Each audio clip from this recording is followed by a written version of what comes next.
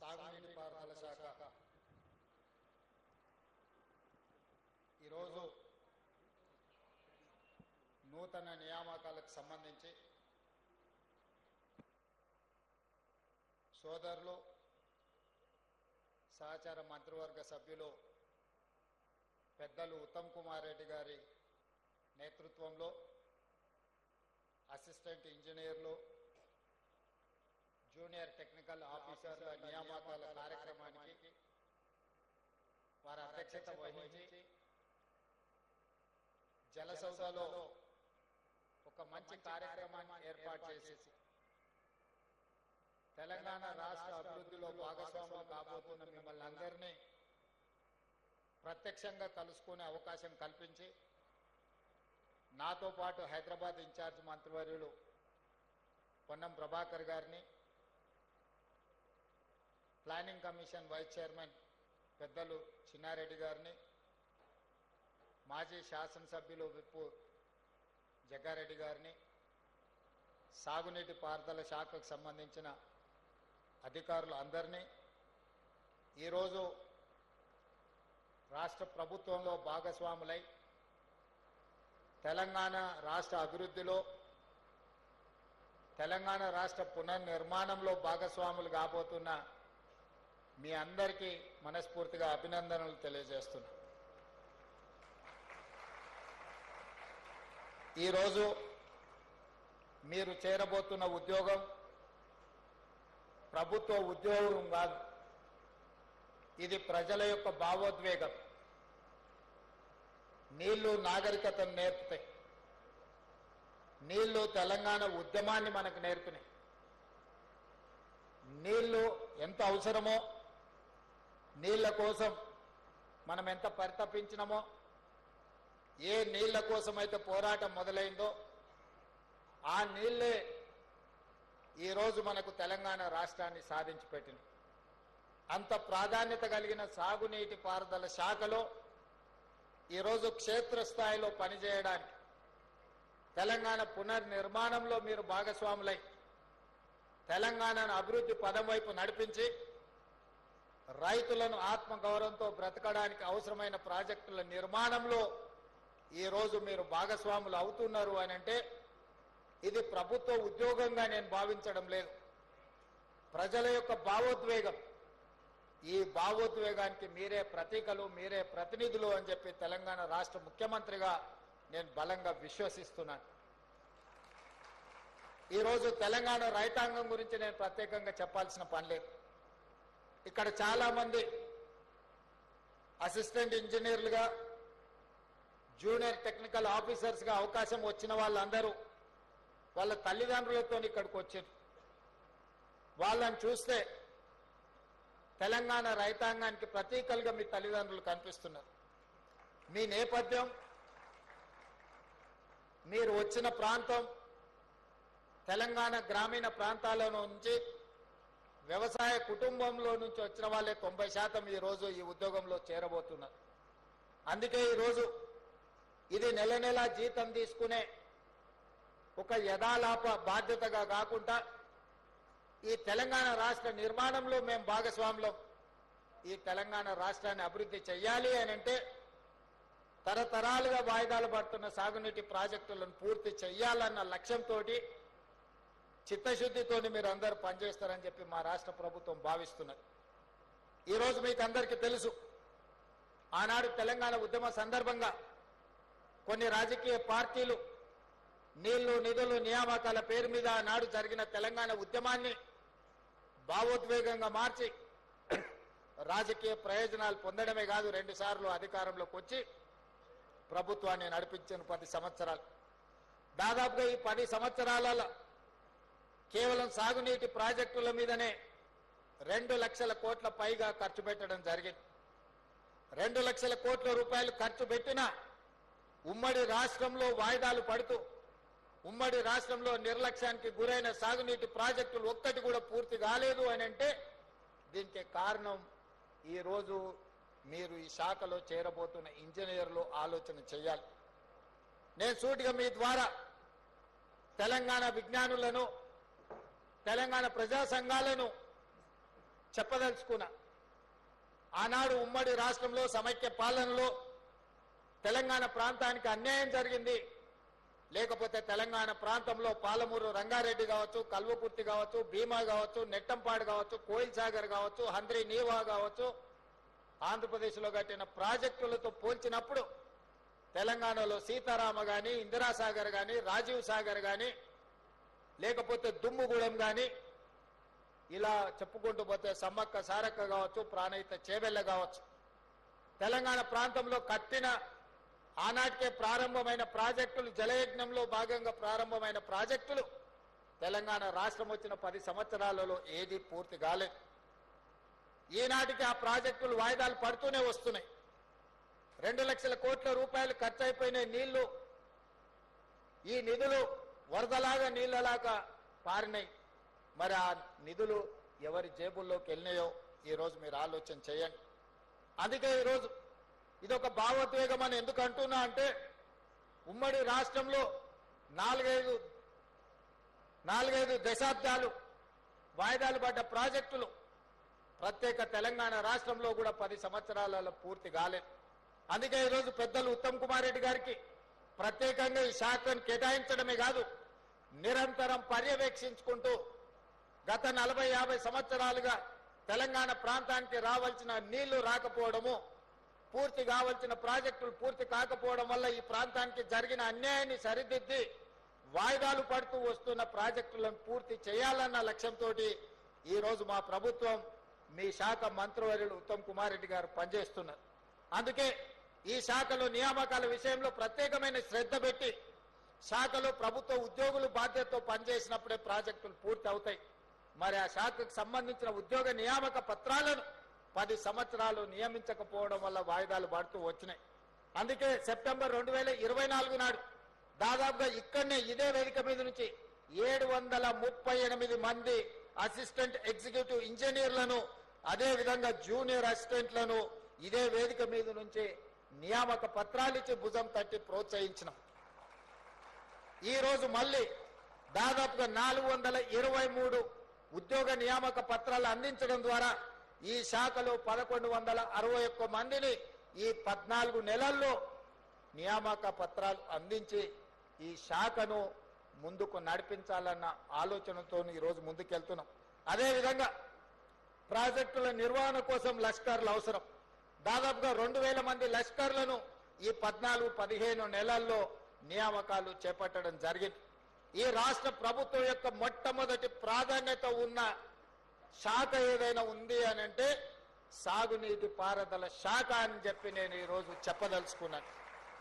ఈరోజు ఇది నేను కాదు, మొట్టమొదటి ప్రధానమంత్రి పండిట్ జవహర్లాల్ నెహ్రూ గారు దేశ స్వతంత్రం వచ్చిన తర్వాత ఆ రోజు ఉన్న ఆర్థిక పరిస్థితుల్లో, ఆ రోజు దేశంలో నెలకొన్న పరిస్థితుల నేపథ్యంలో మొట్టమొదటి ప్రాధాన్యత కింద ఇరిగేషన్ అండ్ ఎడ్యుకేషన్ ని పండిట్ జవహర్లాల్ నెహ్రూ గారు బాధ్యతగా తీసుకున్నారు. ఈ దేశంలో ప్రజలు చదువుకుంటే ప్రపంచ దేశాలతో పోటీ పడతారు. ఈ దేశంలో సాగునీటి పారుదల ప్రాజెక్టులు, ముఖ్యంగా బహుళార్థక సాధక ప్రాజెక్టులను నిర్మిస్తే రైతులు ఆత్మగౌరవంతో బ్రతుకుతారు.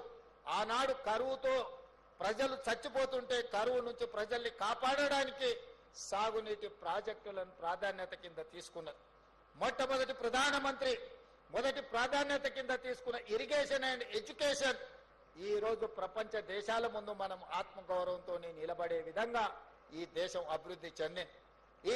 ఈ రోజు ఆహార ఉత్పత్తిలో మిగులు దేశంగా మన దేశం నిలబడ్డది అని అంటే ఆనాడు బాక్రానంగల్ డ్యాం నుంచి మొదలు పెడితే నాగార్జున సాగర్, శ్రీశైలం, అదే విధంగా ఎస్ఆర్ఎస్పి ప్రాజెక్టుల వరకు మొట్టమొదటి ప్రధానమంత్రి పండిట్ జవహర్లాల్ నెహ్రూ గారు వేసిన పునాదులే ఈ రోజు తెలంగాణ రాష్ట్రంలో సాగునీటి ప్రాజెక్టులు.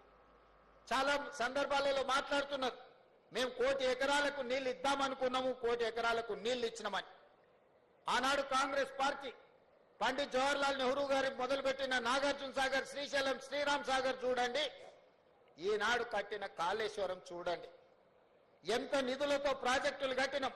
ఇవే కాదు, అంతకంటే వెనక్కి వెళ్తే నిజాం సర్కారు కట్టిన 1908లో ఈ నగరానికి వరదలు వచ్చి వేలాది మంది చచ్చిపోయినప్పుడు మోక్షగుండం విశ్వేశ్వరయ్య గారు డిజైన్ చేసిన ఉస్మాన్ సాగర్, హిమాయత్ సాగర్, మూసీ నది డిజైన్లను చూడండి, నిర్మాణాలను చూడండి, 100 సంవత్సరాలైన చెక్కు చెదరక మానవ నిర్మితమైన అద్భుతమైన కళాఖండాలుగా ఈ రోజు ఆ ప్రాజెక్టులు ఉన్నాయి.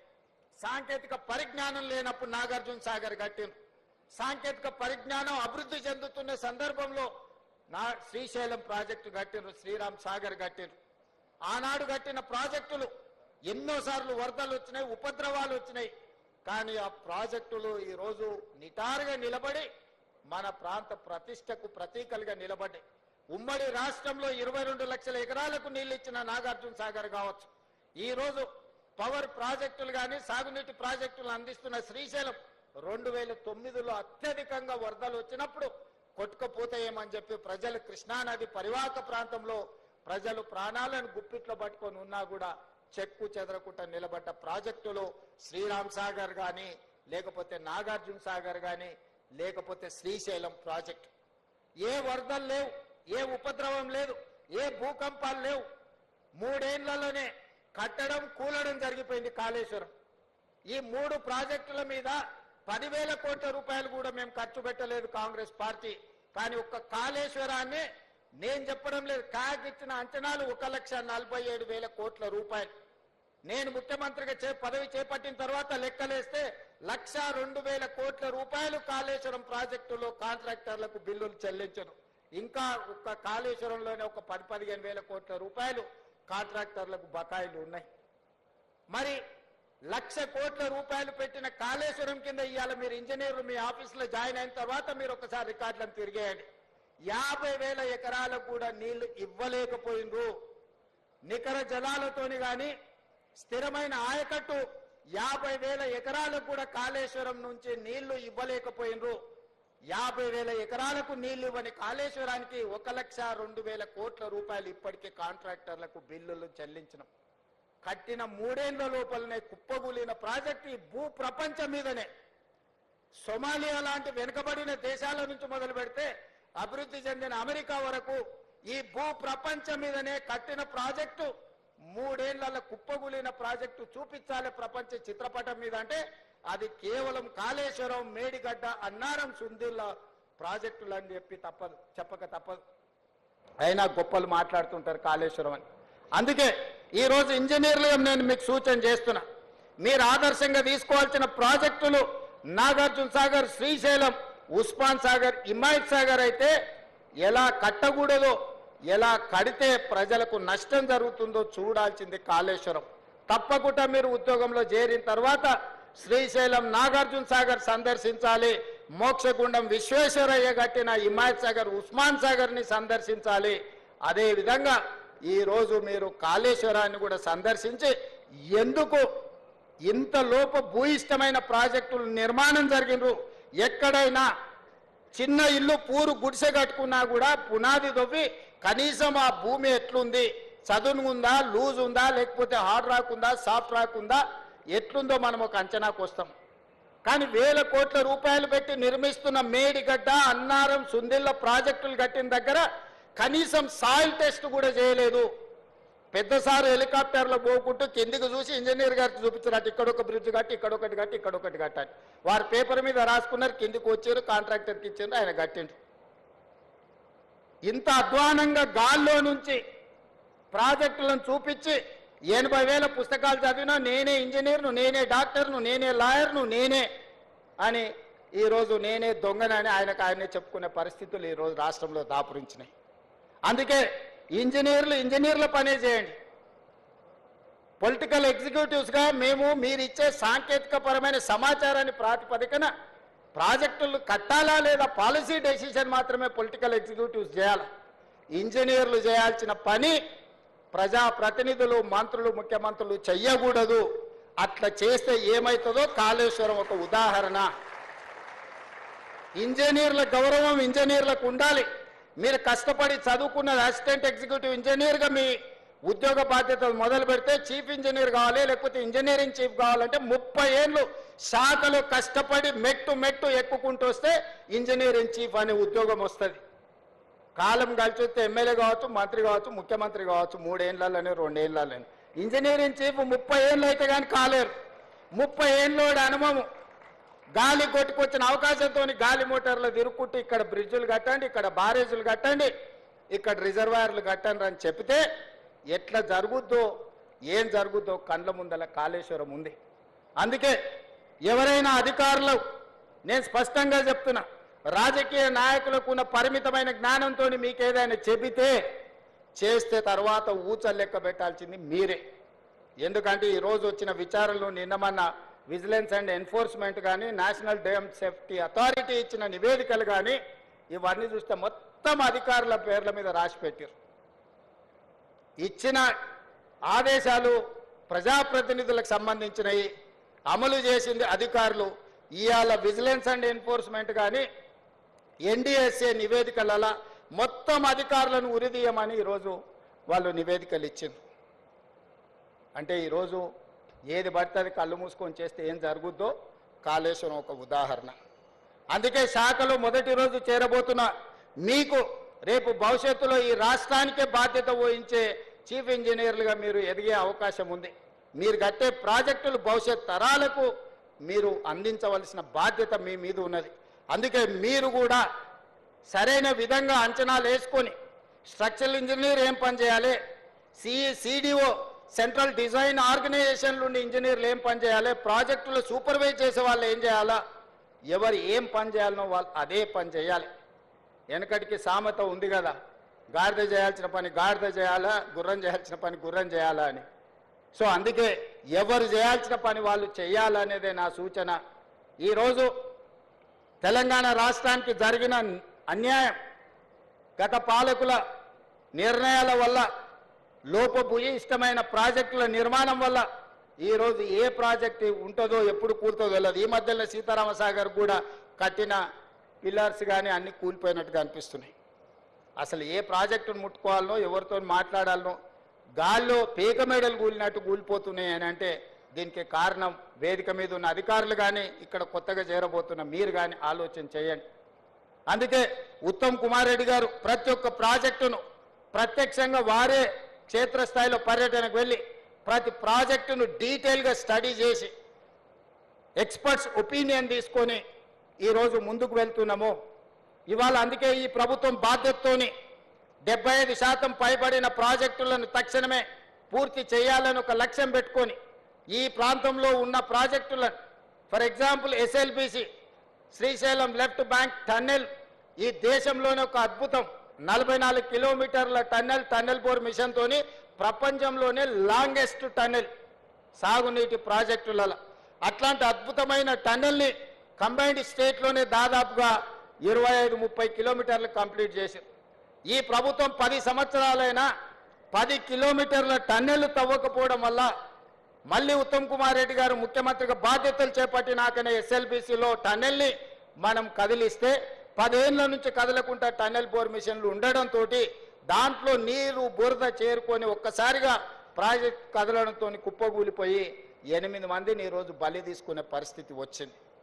తెలంగాణ రాష్ట్రం వచ్చినాక కూడా నల్గొండకు 3,60,000 ఎకరాలకు నీళ్ళిచ్చే, గ్రావిటీతో నీళ్ళిచ్చే ఎస్ఎల్బిసి ఎందుకు ఆగిపోయిందో ఎవరు నిర్లక్ష్యంతో హార్డ్లీ 2,000 కోట్లు ఖర్చు పెడితే 3,60,000 ఎకరాలకు నీళ్లు వచ్చేది.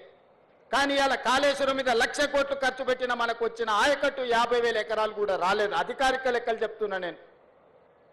అంటే ప్రభుత్వాల యొక్క ప్రాధాన్యత వల్ల తెలంగాణకు జరిగిన నష్టాన్ని ఈరోజు మనం కళ్ళారా చూస్తున్నాము. అందుకే శాఖలు చేరబోతున్న యువ ఇంజనీర్లకు, ఇక్కడ చేరబోతున్న ప్రభుత్వ ఉద్యోగంలో చేరుతున్నామని కాదు, ఇది ఒక భావోద్వేగం అని గుర్తుపెట్టుకోండి. ప్రజల యొక్క సెంటిమెంట్, తెలంగాణ ప్రజలకున్న బిగ్గెస్ట్ సెంటిమెంట్ నీళ్లు. ఈ నీళ్లు అనే పదాన్ని మనం చాలా జాగ్రత్తగా వాడాలి. ఈ ప్రాజెక్టులను పూర్తి చెయ్యాలి.